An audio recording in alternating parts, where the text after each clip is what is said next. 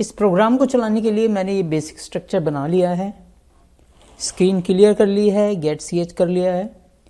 तो क्वेश्चन के अकॉर्डिंग अगर हम देखें तो सबसे पहले क्या आना चाहिए, enter a 2 digit number equal to, तो ये किससे आएगा, प्रिंटफ से कर देते हैं।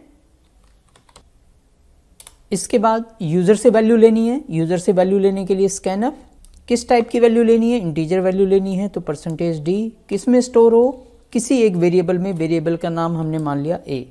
अब यहाँ पर a देने से पहले आपको a बनाना भी पड़ेगा, तो मैं यहाँ पर एक वेरिएबल बना देता हूँ इंटीजर टाइप का a। इसमें कितना आ गया मेरे पास, जो भी यूज़र ने डाला, मान लीजिए यूज़र ने डाला 45, ठीक है। अब इस 45 में से मुझे 5 निकालना है, सेपरेट करना है। तो उसके लिए हमें पता है कि मॉड्यूलो ऑपरेटर यूज़ किया जा सकता है क्योंकि वो हमें रिमाइंडर दे देगा। लेकिन डिवाइड किससे करें, मान लीजिए मैंने इस a को मॉड्यूलो ऑपरेटर का यूज़ किया 10 के साथ, तो जब 10 से डिवाइड करोगे 45 को, 10 4 जा 40, शेष कितना बच जाएगा, रिमाइंडर कितना बच जाएगा 5, यानी b में बच गया 5। और 4 कैसे निकलेगा, क्योंकि a में तो 45 है, तो एक और वेरिएबल ले लेते हैं c और इस बार यूज़ कर लेते हैं ये वाला ऑपरेटर। अब जब आप डिवाइड करोगे तो ये क्वोशिएंट बताएगा, तो कितने टाइम जाएगा, 10 4 जा 40, यानी 4 रिजल्ट आएगा क्योंकि 4 टाइम जा रहा है। इंटीजर और इंटीजर का रिजल्ट इंटीजर में ही आता है, इसलिए पॉइंट में नहीं आएगा, सिर्फ 4 ये आपको देगा।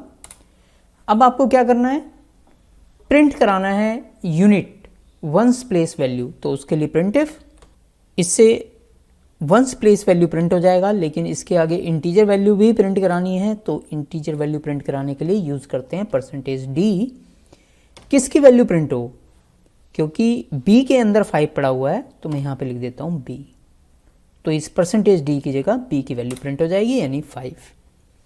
ऐसे ही टेंस प्लेस वैल्यू मैंने लिख दिया है, इसके आगे इंटीजर वैल्यू प्रिंट होनी है। इंटीजर वैल्यू प्रिंट कराने के लिए %d यूज़ करेंगे।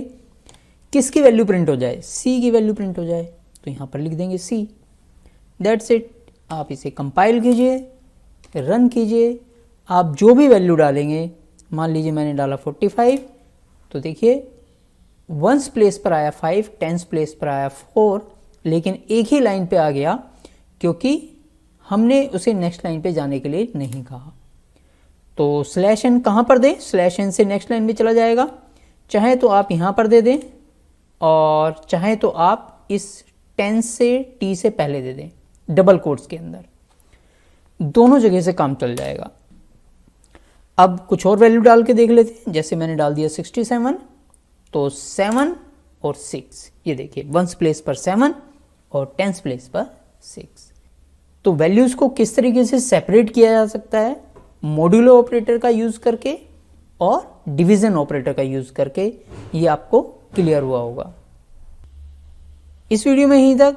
All the best, keep watching.